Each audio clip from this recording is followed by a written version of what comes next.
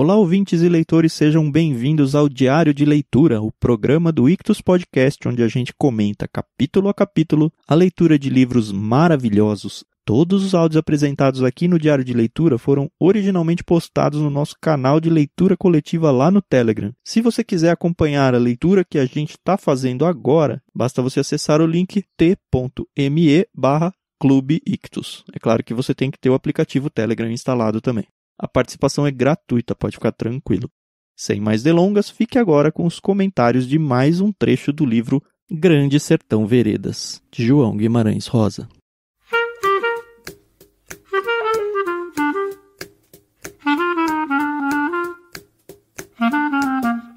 Bom dia, Carol, tudo bem? Bom dia, Thiago. Tudo bem? Graças a Deus. Segunda-feira, estamos hoje no 11º dia de Grande Sertão Veredas, João Guimarães Rosa. Vamos ler hoje da página 224 a 244. Saiba que você acabou de passar da metade do livro. Perdemos o livro na sexta-feira onde, Carol? A morte de Joca Ramiro e como isso mexeu com os jagunços. Não só com os jagunços, mas com toda a região ali dos Gerais, né? Bahia, enfim. E como todos eles sentiram a morte, né? O Diadorim mais, né? Porque era filho do Joca Ramiro. Apesar dele ainda não ter reconhecido isso, né? Com todas as palavras. Lá no começo do livro foi. Aliás, falando em começo do livro, outra coisa importante que aconteceu na história foi que a gente emendou as pontas. Então, no começo do livro ele conta o futuro, ou pelo menos o meio da história, porque ele já está no futuro velho contando. Depois ele volta para o passado, vem contando, até emendar com o que foi o começo da história. Então, de verdade, a partir de agora, é tudo novidade. Isso, e ele tanto que ele começa a página 224 exatamente falando isso pro doutor que ele tá contando a história, né? Aí ele até fala, o senhor pode não entender porque que eu narrei dessa forma, mas não desperdiço palavras. Macaco meu veste roupa, o senhor pense, o senhor ache, o senhor põe enredo, vai assim. Vem outro café, se pita um bom cigarro, do jeito é que reforço meus dias repensando. Então, você vê que ele é muito eloquente nos pensamentos dele e ele já tinha isso na mente dele antes de começar essa narrativa. Achei muito legal mesmo. Outra coisa que eu achei legal é o fato do São Francisco estar no centro da vida dele. Eles estão indo atrás dos Judas que estão ali ao redor do São Francisco. São Francisco foi o lugar onde ele se juntou com o Medeiro Vaz. O São Francisco foi o lugar onde ele conheceu o Diadorim ainda criança, lá naquela travessia. Isso. E ele exalta isso lá no finalzinho dessa página 224. Ele diz, o São Francisco partiu minha vida em duas partes. A Bigri, minha mãe, fez uma promessa.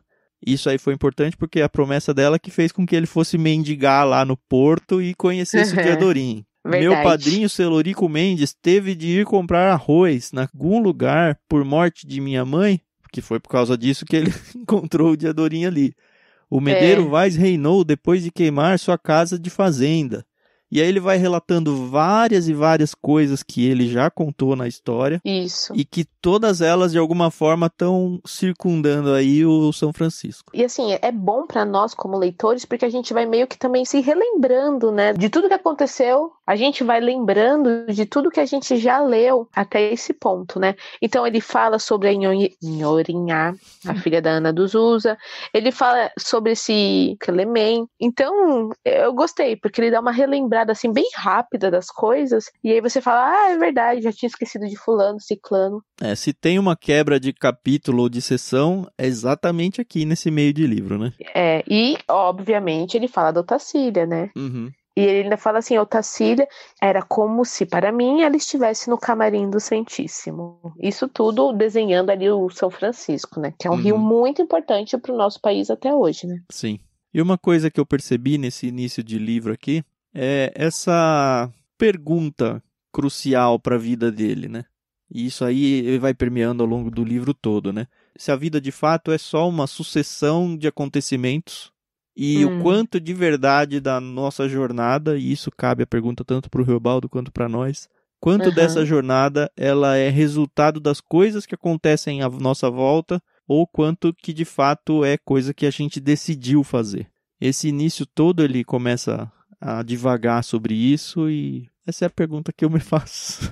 E quanto de fato o que a gente viveu foi baseado nas nossas escolhas ou no que nós deixamos que escolhessem por nós? Isso. É Ou complicado, né? simplesmente o destino, né? É. Aí vai muito aquela coisa do livre-arbítrio, nós o temos? Então, dá até pra levar pra esse lado. Mas o que me pega mais acho que é um salmo, né, que diz que Deus já sabe, antes de nós sermos tecidos no ventre das nossas mães, Deus já tem a história dos nossos dias todas desenhadas. Isso dá pra fundir a cuca, e o Riobaldo gasta um bom Sim. tempo aqui em cima disso. É gostoso. Esse é o tipo de divagação que eu gosto de pensar. Não que eu vá ter uma resposta, mas eu Não vai. gosto. E, de novo, essa questão do livro, do saudosismo, do valor que o Riobaldo dá às memórias dele, no 225, ele fala: Aham. todas as minhas lembranças eu queria comigo, os dias que são passados vão indo em fila para o sertão. É muito poético. É muito poético mesmo. A gente descobre que o Sou Candelário foi avisado da morte do Joca Ramiro, Uhum. e ele também sente demais. Enfim, isso aí é que estava antes dessa divagação, né? A gente descobre que o seu Candelário é meio parente, né? Ele fala: seu Candelário não era, de certo modo, parente do meu compadre Quemelém? Teve aqui uma parte na página 226 que eu fiquei um pouco confusa. Que eu tomei um spoiler quando eu estava pesquisando sobre o livro, e eu não vou falar aqui, porque eu vou ver se o Thiago ele teve a mesma impressão que eu. Sim. Ele começa a falar sobre o demônio na rua. Viver é muito perigoso, e não é não. Nem sei explicar essas coisas. Um sentir é o do sentente, mas outro é do sentidor. O que eu quero é na palma da minha mão. Enfim. E aí ele começa a falar sobre essa coisa de, será que Deus existe? Não, Deus existe. Mas será que o demônio existe? Não, o demônio existe. Ai, é que eu vou acabar contando uma spoiler e eu não quero. Mas o que eu senti aqui é que tem não vou contar, mas o que eu senti... Ah, pacto não houve. Pacto? Imagine o senhor que eu fosse sacerdote e um dia tivesse de ouvir os horrores do Hermógenes em confissão. Beleza, essa parte tá bom. O pacto de um morrer em vez do outro e o de viver em vez do outro. Isso aí remete àquela história que ele contou, lembra, né? Isso. Não do Hermógenes, aquela historinha que um cara combinou com o outro pra morrer no lugar dele. Isso.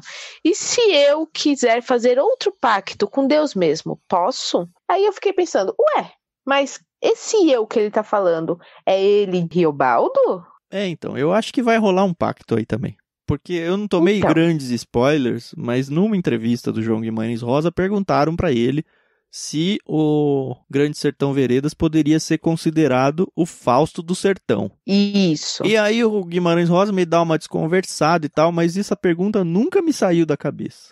Então. Mas vamos ver, eu acho que vai rolar alguma coisa de pacto com o Demo aí, e eu acho que vai ser pelos lados do Riobaldo. Mas eu não sei que contexto isso vai acontecer ainda. Que aí ele termina a página 226 falando: diga ao senhor, tudo é pacto, todo o caminho da gente é resvaloso, mas também cair não prejudica demais. A gente levanta, a gente sobe, a gente volta. Deus resvala? Mire e veja. Tenho medo? Não. Estou dando batalha. É preciso negar o que diga existe. Então é aqui o demônio aqui, né? Isso, ele tá afirmando que o capetinha existe, né? Que no começo ele tinha dúvida. Não, aqui ele diz tá que afirmando. precisa negar que ele existe. Mas ele tá, essa batalha dele existe ou não existe, desde o início do livro, né?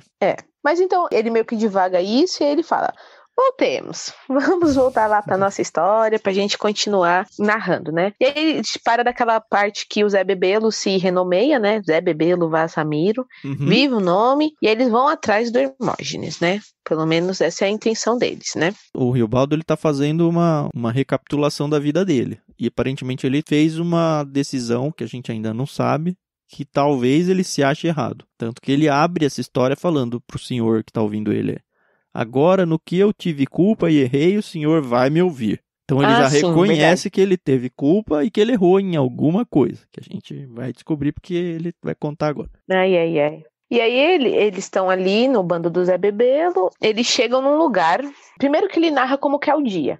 O dia é muito, muito, muito quente, a noite fresquinha e a madrugada é um frio de matar, literalmente, né? E aí ele e o Diadorim gostavam de acender umas fogueiras e ficar brincando ali. Um momento, né, de descontração apenas, né? Eu fico pensando, oh meu Deus. Mas tá bom. Toda vez que o Riobaldo começava a olhar o Diadorim diferente, ele pensava na Otacília. Eu tinha súbitas outras minhas vontades de passar devagar a mão na pele branca do corpo de Diadorim, que era um escondido. E em Otacília eu não pensava. No escasso, pensei. E aí vira pra Otacília. Mas é muito engraçado isso. Engraçado, coitado, né? Não é? E aí, lembra que lá no início do livro ele falava que ele paga uma mulher pra rezar por ele? Uhum. Ele tem muito essa preocupação, a gente percebe que ele fala, a Otacília rezava por mim? Rezava, hoje sei. E era nessas boas horas que eu virava para a banda da direita para dormir meu sensato sono por cima de estados escuros. Então, eu acho que como depois ele descobriu que ela rezava por ele, ele devia pensar que naquele momento que eu estava sendo fraco, tinha alguém olhando por mim, aí eu meio que me acertava nas minhas ideias, né? Uhum. Ele vai narrando essa perseguição contra o Hermógenes e o grupo, e a impressão que passa é que ela não acaba nunca. Eles vão e vão e vão e vão e vão e não chega, e não chega, e não chega, e eles fogem. E é interessante o jeito que o autor expõe essa ideia. Aí a gente vê aqui que ele tá muito chateado, porque ninguém toca uma viola, ninguém tem um instrumento ali pra dar uma esparecida, né? E aí ele começa a falar, será que eu tô esquecendo das músicas, das cantigas? Aí ele lembra até de uma bem bonita, por sinal. Ah, mas você pulou as mulheres, sempre pula as mulheres, né, Carol? Ah, eu não gosto, nem me... Mais uma vez eu carecia de mulher ministrada, da vaca e do leite. Ai. Mas enfim, ele fala, meu senhor, homens guerreiros também têm suas francas horas. Homem sozinho, sem par, supra seus recursos também. Ele até pega o conceito fazendo o que não devia, Isso. né? Aí ele lembra da Rosuarda, da Miosótis, né? Miosótis. É só um nome bonito. Ele faz um versinho, que é bonitinho, e aí ele tem vergonha e aí não canta pra ninguém, não mostra pra ninguém. Parece uns autores aí que a gente sabe que escrevem bem e nunca publicam nada. Verdade. E aí na página seguinte, eu vou ser bem sincera que me lembrou até a genealogia lá do pessoal na Bíblia. Que você lê porque tem que ler, mas nossa gente, pra quê? Ele apresenta o bando do Zé Bebelo inteiro, né? O que me fez lembrar do que você falou, Carol. Impressionante a memória que esse cara tinha. Porque eu fiquei pensando aqui, isso aqui já tá há quantos anos da vida dele, certo? Aí, verdade. Um paralelo para minha própria vida seria, por exemplo, eu pegar uma classe minha de qualquer idade aí da escola e dizer o nome dos alunos da classe, que foram pessoas com que eu convivi mais de um ano, porque passava de série, era a mesma turma. Eu não consigo dizer nem metade das pessoas da minha classe. Eu também não consigo. E ele lembra o nome de cada um, o que cada um fazia. Impressionante. Não, fora assim que eu, por exemplo, estudei em colégio público. Então, o ano que tinha menos alunos eram 30, 35, então realmente era difícil. Mas sabe o que eu achei engraçado? Eu gosto muito daquela série The Office, com o Steve Carell. E tem um episódio que o Steve Carell, ele vai lá ele tá lá no ambiente de trabalho, e aí ele fala, eu sou muito bom em decorar nomes. Por quê? Porque eu presto atenção na fisionomia da pessoa, e aí, baseado na fisionomia da pessoa, eu sei quem é quem. Ele cria umas regrinhas mnemônicas pra ele, né? E ensina o Jim a fazer isso ainda. É muito legal, assim, obviamente que ele usa na série é meio ofensivo, né? Mas faz sentido pra ele, né? E aí eu fiquei pensando, nossa, eu tô lendo aqui o Michael Scott falando do pessoal. E aí ele fica mais de 2 páginas só narrando. Uma página e meia.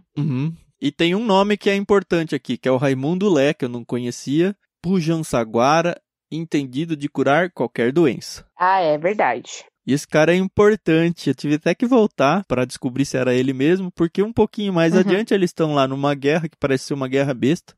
E o Riobaldo é atingido no braço, né? Passa uma bala de raspão e perde muito sangue. O tal do Raimundo Lé banhou com casca de angico. Na hora melhorei, depois parece que infeccionou, o Diadorim tenta fazer um torniquete, alguma coisa assim. Melhora, mas depois piora. E aí ele começa a sofrer com isso, né? Isso, e aí ele ainda fala, poxa, teve um outro lá infeliz que tomou um tiro na coxa e na perna e tá melhor do que eu só tomei um tiro de raspão. Isso, mas para o caso dele isso é muito importante, porque ele é um exímio atirador. E ele tá super preocupado, se eu tiver de atirar, então como é que eu faço? Eu não posso. Esse era o meu receio. Verdade. Aí o Raimundo Lé falou que, tem uma erva lá que cura com certeza. Mas onde é que a gente vai achar essa erva? Esse que é o esquema, né? E eu acho legal que, assim, eles estão ali montados num acampamento e tal, eles se machucam, né? E aí no dia seguinte, bem cedinho de madrugada, eles se levantam pra... É uma fazenda, né, que eles estão lá, né? Na verdade, eles vão chegar nessa fazenda ainda. Ah, tá bom. Então, aí eles acordam tal, e eles chegam em um outro lugar, ainda não é uma fazenda nem nada do tipo, e você vê que o Diadorim, ele tá empenhado, vou no meio do mato procurar essa erva. Não fala que erva que é o nome, né? Mas a gente sabe que eles estão indo buscar essa erva, né? Eles chegam numa fazenda que tá recém-abandonada. Sim. Uma fazenda imensa. Tem até mantimentos lá ainda, né? Tem muita coisa. Eles vão pra essa fazenda. De início, eles planejam ficar 2 noites, né? E aí os 2 viram 3 que tão depressa se passaram, né? Porque a fazenda era muito boa. Uhum. E aí, na madrugada, o braço dele tá doendo, tal. Ele tá ali deitado. E aí um tal de Simeão tá no escuro e começa a tatear o Riobaldo, né? E aí ele acorda meio estressado, né? Porque ele tá com dor. Gente, vamos lá fazer não sei o quê. Pegar uns cavalos. Aí ele, que No meio da cavalo que? madrugada, Eu tô né? doente. Eu tô doente aqui, caramba. E o Diadorim não tá. O Diadorim já levantou. É meio madrugando o dia, né? E aí, de repente, começa um tiroteio. Eles escutam. Eles estão ali num cômodo, né? Num dos quartos. E começa um tiroteio. E a gente vê que é o bando do Hermógenes, né? Que veio pra matar. Isso. E aí eles fizeram um cerco aí nessa fazenda. Estão todos escondidos e lascou. Tá todo mundo ferrado, começa a morrer um pra lá, um pra cá, outro pro lado. Não, e achei muito legal essa parte de morrer um pra cá, um pra lá. Que ele fala, mataram Simeão. Falam pra ele, né? Simeão? Perguntei. E o Dorestino? Homem, não sei. Alguém me respondendo. Mataram Simeão e o Aduvaldo. E eu ralhei. Basta, mas sobre o instante virei. E o Fafafa? E ouvi. Fafafa não, Fafafa tá matando. Ai, gostei demais dessa parte. E aí confirma que são, de fato, os Hermógenes. É legal que o bando toma o nome do líder, né? E essa guerra, essa batalha, aliás, dura aí um tempão. Achei legal porque ele narra que eles pegaram o couro de uma vaca, de um boi, né? Penduraram assim e vira meio que um escudo, né? As balas ricocheteiam e aí caem, né? Não atinge ninguém. Achei bacana, isso é técnica de guerra. E aí acontece uma coisa muito bizarra, né? O Riobaldo tá lá participando, ele tá atrás de uma janela, qualquer coisa assim, atirando e tal. Uhum. Aquele fogo pra todo lado. E aí então, no súbito aparecer, Zé Bebelo chegou, se encostou quase em mim, Riobaldo Tatarana. Vem cá. Ele falou mais baixo, meio grosso. Me levou foi pra um outro cômodo. Ali era um quarto pequeno, sem cama nenhuma. O que se via era uma mesa. Mesa de madeira vermelha, respeitável, cheirosa. Desentendi. Dentro daquele quarto, como que não entrava guerra. Mas o pensar de Zé Bebelo, ansiado eu sabia, era coisa que estralejava, inventante e forte. E aí o Zé Bebelo fala pra ele deixar o rifle na mesa, ele acha estranho. Senta, mano. Cara, a gente tá no meio da guerra. Que raios é esse negócio aí? O povo tá morrendo. E eu atiro bem, que raios eu tô fazendo aqui dentro? Exato. E aí ele fala, escreve. Eu fiquei pensando, o Zé Bebelo não tinha aprendido todas as letras? Tanto quando ele vai dar aula, ele fala que o alfabeto e as contas ele já sabia fazer e precisou chamar alguém para escrever para ele, achei muito estranho. Mas eu acho que nesse sentido é porque o Riobaldo devia escrever mais rápido, ou devia... Pode ser. Mas enfim, caí num pasmo, ele fala. Escrever numa hora daquelas, o que ele explicado mandou, eu fui e principiei. Enfim, ele começou a obedecer, meio achando muito estranho, o zum da guerra acontecendo, era o que me estorvava de direito pensar. E aí ele vê que ele tem que escrever umas cartas. Pra mim foi de começo muito confuso isso. Na verdade ainda tá um pouco confuso. Não sei o que você sacou por isso. Os bilhetes, missiva para o senhor oficial comandante das forças militares, outro para o excelentíssimo juiz da comarca de São Francisco, outro para o presidente da Câmara da Vila Risonha, outro para o promotor. E aí o conteúdo. O teor era aquilo mesmo, o simples, que se os soldados no soflagrante viessem de rota abatida sem desperdiçar minuto, então aqui na fazenda dos tucanos pegavam caça grossa reunida de lobo, jaguatirica e onça, de toda a jagunçada maior reinante no vesvês desses gerais sertões. Ordem e progresso, viva a paz e a constituição da lei, assinado José Rebelo Adro Antunes, cidadão e candidato. Isso.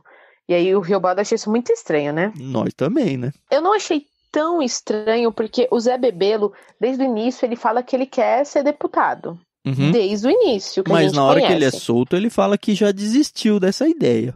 Ah, politicagem, Thiago. Eu sou muito naive mesmo.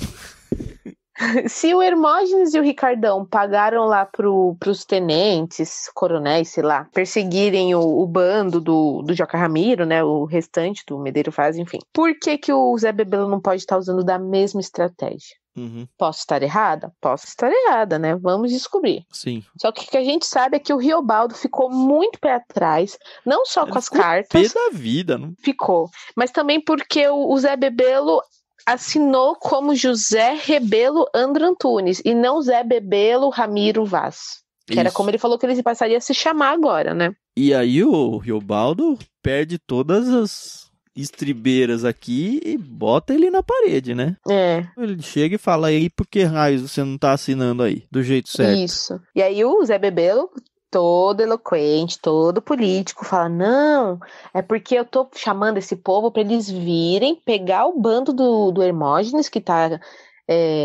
Ele fala, eles cercaram a gente. Cercaram, Isso. a gente não tem como fugir daqui, eles pegaram os melhores lugares, a gente tá aqui em Tocaia, mas eles estão em Tocaia, né? Mas a gente não tem chance nenhuma de vencer isso daqui. Então a estratégia é trazer o pessoal pra atirar neles, pegar eles, desbaratinar ali, e aí a gente dá um jeito de fugir. Isso. Aí esse jeito de fugir que o Riobaldo também fica assim, mas por que então a gente não foge agora? Né? Foi Então fica meio assim. estranho, né? O Zé Bebelo fica meio bravo com ele, rola aquela intimidação de autoridade em cima dele, né? A página que fala dessa confrontação deles é interessante. Até o formato literário eu achei interessante, eu nunca tinha visto dessa forma. Ele fala, o que regeu em mim foi uma coragem precisada, um desprezo de dizer o que disse. O Riobaldo falando, o senhor chefe, o senhor é amigo dos soldados do governo. Uhum. E eu ri, riso de escárnio, direitinho. Ri para me constar, assim, de que homem ou de chefe nenhum eu não tinha medo. E ele se sustou, fez espantos. E aí a parte literária que eu queria destacar. Ele disse, na mesma frase, assim, na mesma linha, né? Ele disse, tenho amigo nenhum, e soldado não tem amigo. Eu disse, estou ouvindo. Ele disse, eu tenho é a lei, e soldado tem é a lei. Eu disse, então estamos juntos. Ele disse, e aí vai nesse, né? Mas agora minha lei e a dele são as diversas, uma contra a outra. Eu disse, pois nós, a gente, pobres jagunços, não temos nada disso, a coisa nenhuma. Ele disse, minha lei sabe qual é que é, tatarana? É a sorte dos homens valentes que estou comandando. Eu disse, mas se o senhor se reengraçar com os soldados, o governo lhe repraz e lhe premeia. O senhor é da política, pois não é? Ô, gente, deputado. E aí fica esse ele disse, eu disse, ele disse, eu disse. Uhum. E ele basicamente jura o Zé Bebelo de morte, né? É engraçado que ele fala assim no finalzinho. Eu tossi. Ele tossiu. Aí eles estão no meio dessa discussão e chega um cara falando, precisamos de vocês lá com a gente. Tem até um que tomou um tiro no pescoço, né? E aí continua, né? Eu disse, dê as ordens, chefe. Eu disse gerido, eu não disse copiável. Sei que Zé Bebelo sorriu, aliviado. Uhum.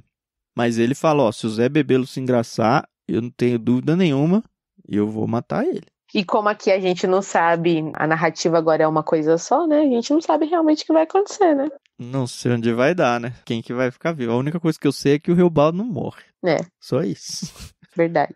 E aí a gente vê que o braço do Riobaldo começa a doer, mas ele fala, é agora. Pega o rifle dele, vai lá pra janelinha e começa a derrubar os homens lá do Hermógenes, ele vira o arqueiro lá do Vingadores. Isso ele aí. Pega a arma dele e vai contando. Pá, é 1, é 2, é 3. E pelo que eu entendi, é ele que vira o jogo aqui, né? A batalha, ela se esfria, eles ainda estão todos ali presos dentro da fazenda, com gente em volta. Ele fala que mata meia dúzia, depois mata mais um. Eles em um e um caíam. aceitavam o poder da morte que eu mandava. Ele é cabra da peste mesmo aqui, viu? E ele ainda fala que sabe a diferença quando o cara morreu e quando o cara só ficou ferido, né? Isso, e tá fingindo de morto, né? Ixi, isso deve ser muito louco, né? E aí o Zé Bebelo chega e fala: tu é tudo, Riobaldo Tatarana, cobra voadeira. E aí coloca um outro apelido, né? Eles desistiram, né, antes disso aí. Eles desistiram pra Isso. trás, desandavam, assim pararam. O balançar da guerra parou até pro almoço em boa hora. Eu fiquei pensando, putz, esses caras estão lá trocando tiro. Agora chegou a hora do almoço, vamos comer.